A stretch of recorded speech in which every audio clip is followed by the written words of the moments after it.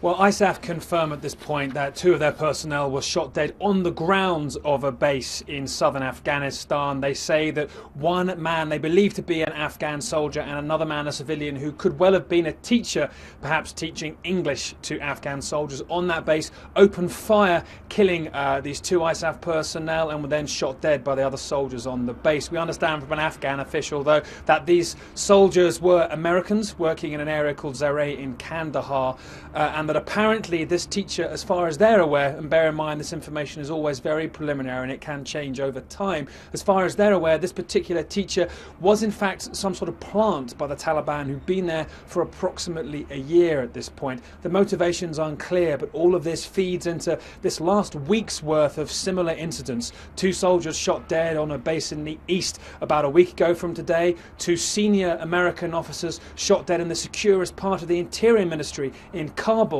on Saturday. 6 dead Americans in the past week, all from men apparently in Afghan army uniform turning their weapons upon them.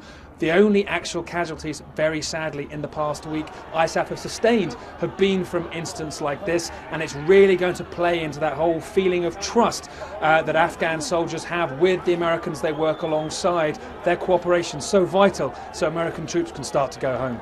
And Nick, is this being tied at all to the Quran burning and the tension that is still existing because of that?